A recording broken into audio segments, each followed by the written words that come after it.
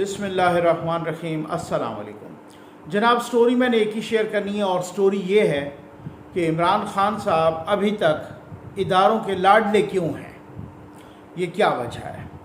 اس میں بہت اہم باتیں آپ کے ساتھ میں نے ڈسکس کرنی ہیں، اور ظاہر ہے سب سے پہلے آپ کو انتظار ہوگا اس بات کا کہ جو میں نے آپ کو تھم نیل پہ لکھا، اور میں سب سے پہلے وہی بتانے لگا ہوں کہ عمران خان صاحب جو اب کی بار لاہور گئے ان کی ملاقات کن سے ہوئی، کیونکہ ظاہر ہے اس فیصلے کے بعد بہت ہی ایک تذبذب سا ہو گیا نا سپریم کورٹ میں اور یہ سارا کچھ، اور حالات یہ ہیں، یہ آپ یقین جانیے کہ لاہور میں باقاعدہ لوگوں نے اب تو وہ کاز لسٹ جاری کر دی ہے کہ جسٹس اعجاز الاحسن صاحب اور جسٹس عائشہ ملک صاحبہ، ان دو جج صاحبان نے لاہور میں کوئی 70 کیسز کی سماعت کرنی تھی اس ہفتے جو کل سے شروع ہو رہا ہے، پیر سے 70 کیسز کی سماعت کرنی تھی، اور باقاعدہ اس کی کاز لسٹ جاری ہو چکی تھی۔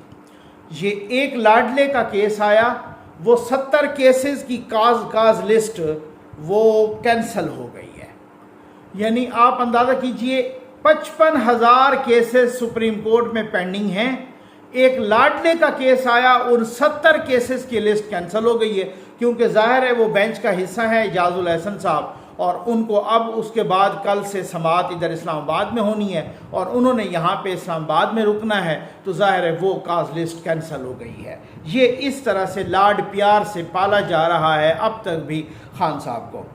خان صاحب سے یہ اب تو خیر سوشل میڈیا پہ بھی آ گیا ہے، پکے ذرائع بتا رہے ہیں کہ فواد چودھری صاحب سے باب رحمتے نے کچھ ایک چند روز پہلے ایک گزارش کی، ایک ریکویسٹ کی کہ جی میری بیٹی امریکہ سے آئی ہوئی ہیں اور وہ خان صاحب سے ملاقات کے لیے تڑپ رہی ہیں، ٹھیک ہے جی، تو ان کی ملاقات کرائی جائے۔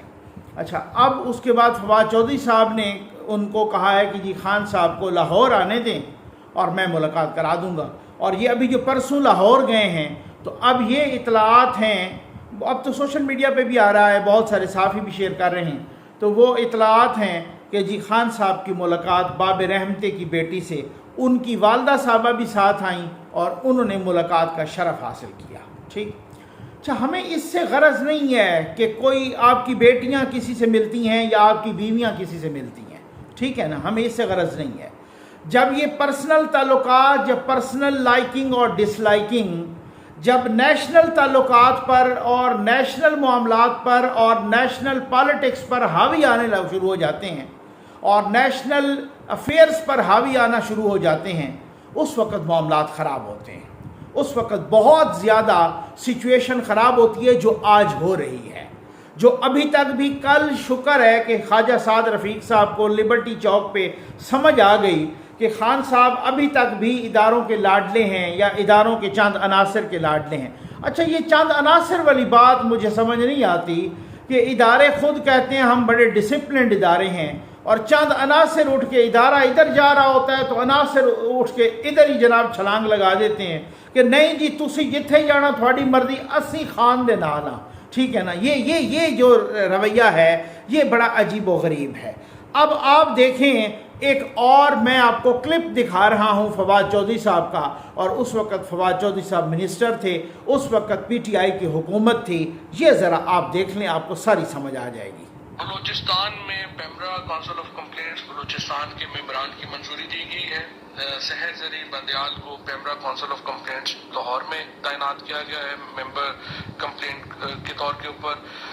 سی او پاکستان چیئرمین جولی ڈیولپمنٹ کمپنی کی تعیناتی کا یہ آپ سن لیں ذرا کہ وہ کچھ تعیناتیوں کی اناؤنسمنٹ کر رہے ہیں۔ میں آپ کو ایک دفعہ پھر سنا دیتا ہوں کہ وہ تعیناتیوں کی جو اناؤنسمنٹ کر رہے ہیں وہ کس قسم کی اناؤنسمنٹ کر رہے ہیں، یہ میں آپ کو پھر سنا دیتا ہوں، آپ یہ ذرا پھر سنیے، اس میں آپ کو سمجھ آ جائے گی۔ بلوچستان میں PEMRA council of complaints Balochistan کے ممبران کی منظوری دی گئی ہے۔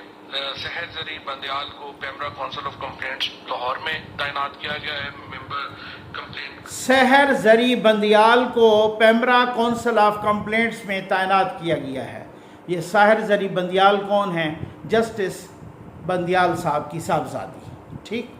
اچھا، میں کبھی نہیں کہہ رہا کہ یہ میرٹ پہ نہیں ہوگا، لیکن مجھے وہ عمران خان صاحب کی بات یاد آ گئی کہ جو پچھلے جلسوں میں چیخ چیخ کے کہہ رہے تھے کہ جی دیکھیں انہوں نے چیف الیکشن کمشنر کی بیوی کو فلاں جگہ پہ لگا دیا اور ساتھ یہ بھی کہہ دیا ہے کہ وہ تو بڑی پیسے بنانے والی پوسٹ ہے. آپ نے سنا تھا نا؟ ٹھیک. حالانکہ اسی چیف الیکشن کمشنر کی بیوی کو اگلے گریڈ میں ترقی یعنی 20 سے 21 یا غالباً 21 سے 20 میں ترقی 21 سے 22 میں ترقی یہ خان صاحب کی حکومت نے خود دی تھی.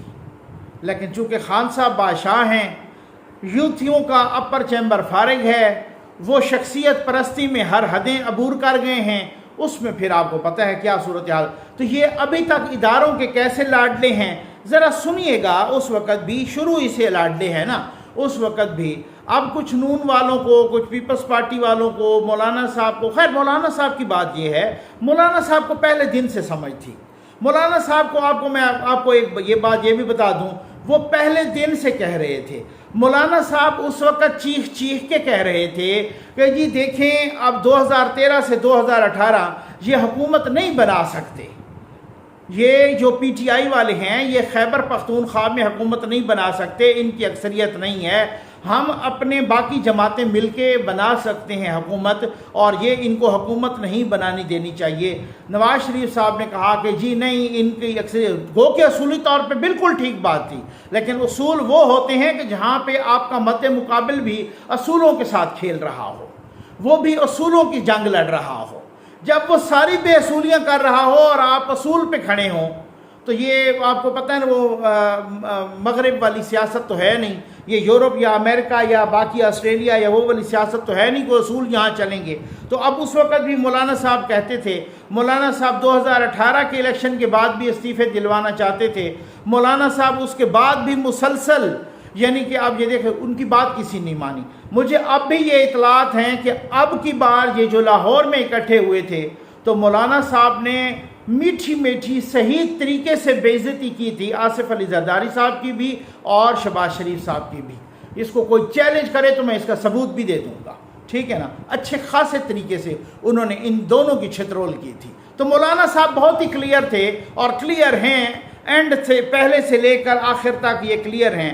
یہ کچھ مفاہمتی ٹولہ تھا جو بار بار بھاگ کے جاتا تھا اور وہاں پہ نواز شریف صاحب کو اس طریقے سے قائل کرتا تھا کہ جی اگر ایسا نہ ہوا تو ہم مر جائیں گے. اور انہوں نے اپنے قائد کو بھی اسی طریقے سے مجبور کرا کے کچھ ٹویٹس بھی کرائے اور کچھ مفاہمت سے مزاحمت کا بیانیہ مفاہمت کی طرف لا کے اور اپنا سارا ستیہ ناش کیا. یہ میں اس وجہ سے بات کر رہا ہوں، یہ ذرا چیک کر لیجئے کہ جناب یہ کیا ہے صورتحال. اب تو کچھ لوگ کہہ رہے ہیں کہ سحر زری بندیال اگر وہ اپنا کونسل آف کمپلینٹس میں لگی ہیں، پیمرا کی کونسل آف کمپلینٹس میں، تو اچھی خاصی پوسٹ ہے، اور اچھی خاصی پوسٹ میں پتہ نہیں پیکج کتنا تھا. میں نہیں کہہ رہا کہ ان کو میرٹ پہ نہیں لگایا گیا ہوگا، لیکن لوگ کوشچن کر رہے ہیں کہ پھر ایسے فیصلے تو آئیں گے، پھر صورتحال تو ایسی ہوگی. پھر یہ اس کے بعد دیکھ لیں عدلیہ کا میں آپ کو ذرا کردار بتا رہا ہوں ماضی سے لے کر اب تک. یہ شاہد خاقان عباسی ہیں جو کہ نواز شریف صاحب کے نااہل ہونے کے بعد پرائم منسٹر پاکستان کے بنے تھے. وہ انٹرویو دیتے ہوئے کیا فرما رہے ہیں؟ اور میں یہ بھی جاننا چاہتا ہوں، مجھے کلیئر میسج آیا تھا جوڈیشری سے، اگر آپ نیا کچھ چھیڑیں گے ہم ریورس کر دیں گے. ہم کیا ریورس کر دیں گے؟ آپ کی امینڈمنٹ کو، آپ کے قانون کو. اگر میں آپ کو ایز اے پرائم منسٹر آپ کی بات مجھے یہ میسج دیا گیا، کیا ہم اس کو ریورس کر دیں گے؟ اسے جلد اسٹرائک ڈاؤن کر دیں گے. شاہد خاقان عباسی صاحب کہہ رہے ہیں کہ مجھے عدلیہ نے میسج بھیجا. عدلیہ نے کس نے بھیجا؟ عدلیہ کے کسی آفس بوائے نے تو بھیجا نہیں ہوگا، کسی پی این نے تو بھیجا نہیں ہوگا. عدلیہ سے میسج مجھے آیا، مجھے جوڈیشری سے میسج آیا، اور جوڈیشری سے کہاں سے آیا ہوگا؟ کسی درجہ سوم کے مجسٹریٹ نے تو بھیجا نہیں ہوگا وہ میسج. وہ ظاہر ہے سپریم کورٹ نے میسج بھیجا ہوگا، وہ ظاہر ہے ان کی گفتگو سے لگ رہا ہے بادی النظر میں اس وقت ان کو چیف جسٹس نے بھیجا ہوگا یہ میسج، اور باب رحمتے نے یہ میسج بھیجا ہوگا. شاہد خاقان عباسی صاحب کہہ رہے ہیں کہ جب میں وزیر اعظم بنا تو ظاہر ہے کچھ ترامیم کرنے کا پروگرام تھا نا، اور وہ کر بھی سکتے تھے. اس وقت نون کے پاس 2/3 میجارٹی بھی تھی. تو پھر عدلیہ نے مجھے میسج بھیجا. میسج کیا بھیجا؟ وہ ایک دھمکی تھی، دھمکی. وہ ایک تھریٹ بھیجا، دھمکی بھیجی کہ اگر آپ نیب کو چھیڑیں گے، اگر آپ نیب میں کوئی ترامیم کریں گے، اگر آپ کوئی قانون سازی آئین کو بدلیں گے، کوئی امینڈمنٹ کریں گے تو ہم اس کو اڑا کے رکھ دیں گے۔ یہ شاہد خاقان عباسی صاحب کہہ رہے ہیں، یہ کہ مجھے عدلیہ سے میسج آیا، اور بالکل اس وقت ایسے کہ اگر یہ کرتے تو یہ اڑا کے رکھ دیتا۔ بابر احمد تھا، ان سے کوئی پوچھنے والا نہیں تھا۔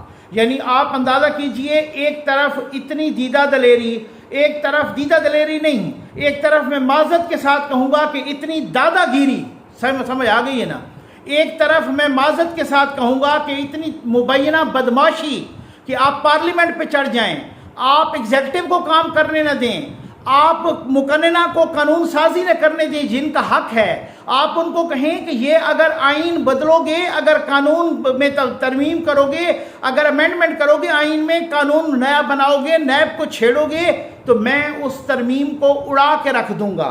دوسری طرف ذرا آئیے، ذرا سنیے، دوسری طرف یہ جو بدماشی، اپنا مبینہ بدماشی یا دادا گیری ہے، وہ دوسری طرف کتنے سٹرانگ ہیں۔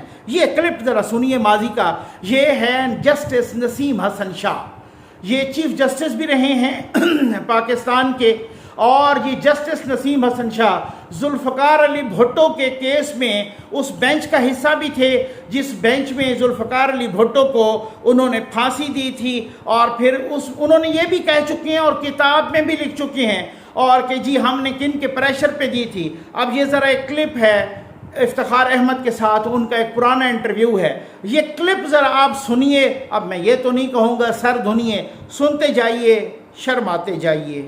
کے بارے میں ضرورت کا پیکر آپ نے کہا کوئی آ جاتا ہے کہ جناب ماشاء اللہ غیر قانونی ہے، انہوں نے آئین کی خلاف ورزی کی ہے، آئین کو توڑ دیا ہے، لہذا آپ ماشاء اللہ کو غیر قانونی قرار دیں اور انہوں نے جو کارروائی کی ہے اس کی انہیں سزا دیں۔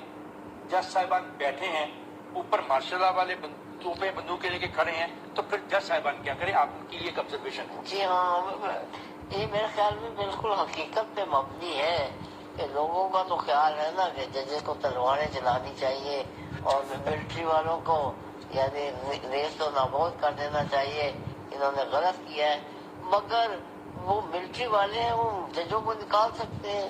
اور دوسرا یہ ہے کہ لوگ بالکل کچھ کرتے نہیں، جب تک پبلک اوپینین نہ ہو وہ کوئی بھی کورٹ یا کوئی بھی ادارہ اپنے سر میں پورا احترام سے ایک بات کہنا چاہوں گا کہ جج پہ یہ لازم نہیں کہ جج انصاف کرے، لازم تو ہے، مگر کئی دفعہ اپنی جب یعنی نوکری کا مسئلہ آتا ہے تو تمام جج صاحبان جو ہے وہ اتنے بہادر نہیں ہوتے کہ اپنی نوکریوں کو قربان کر دیں اور انصاف کرتے رہیں۔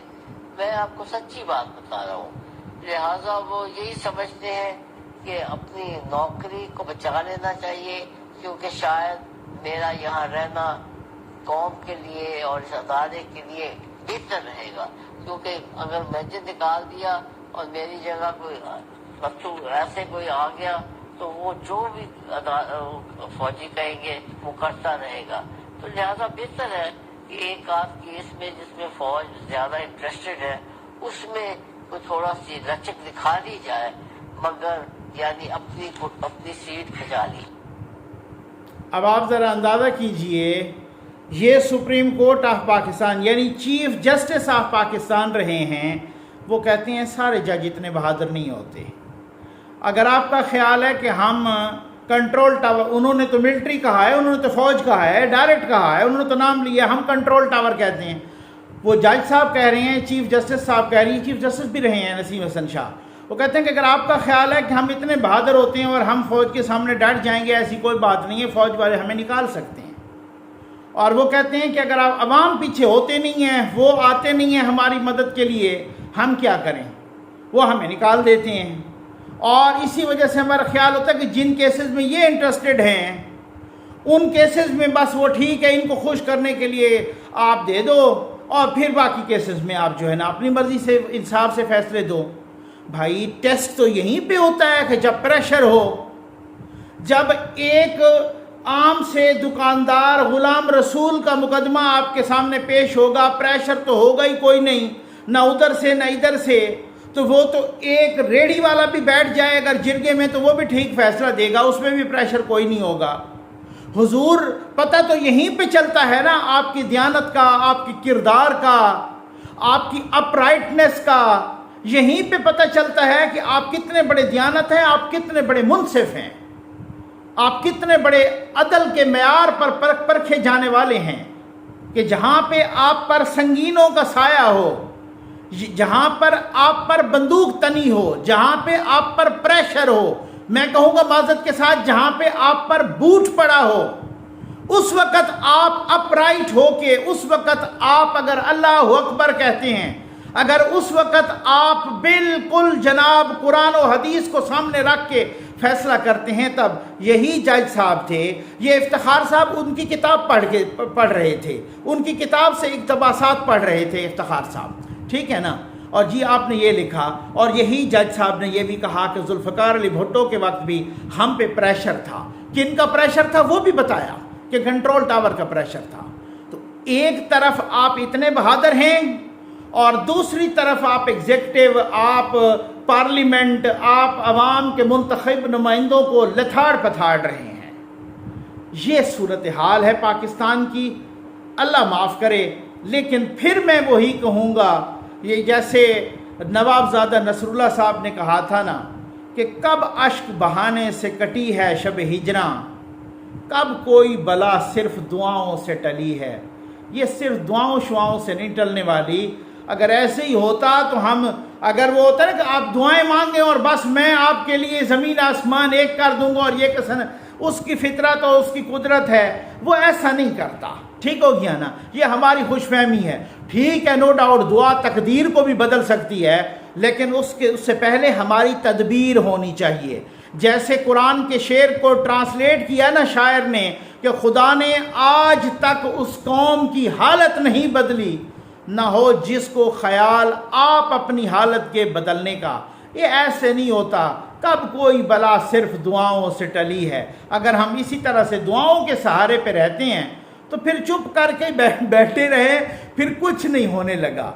ये हालात हैं। अब बताया जा रहा है कि किस तरीके से टेक्निकली, अगली वीडियो में ज़रूर बताऊंगा, किस तरीके से टेक्निकली, जिसका मौलाना फजल रहमान साहब ने भी कल जिक्र किया है, किस तरीके से हुकूमत को धकेला जा रहा है कि जी आप अक्टूबर में इलेक्शन करवा दें। और आप देख लीजिएगा ये कल से जो सुप्रीम कोर्ट में हो रहा है सूरत हाल, इसका ऊँट किस करवट बैठेगा वो सबको पता है, किस करवट बैठेगा। ये जब हमजा शहबाज की ये जब अनाउंसमेंट हुई जीत की और चौधरी शुजात साहब ने वो ख़त लिखा, उससे अगली वीडियो में भी उसी वक्त मैंने वीडियो की और मैंने कह दिया था, मैंने कहा हमजा शहबाज जीत गए लेकिन फ़िक्र ना करें, आपको पता है ना बेंच है ना, ठीक हो गया, हम ख्याल बेंच मुबैना तौर पे वो इसको उड़ा के रख देगा। और वही हो रहा है। उम्मीद है आपको वीडियो पसंद आई होगी। आपका बहुत बहुत शुक्रिया।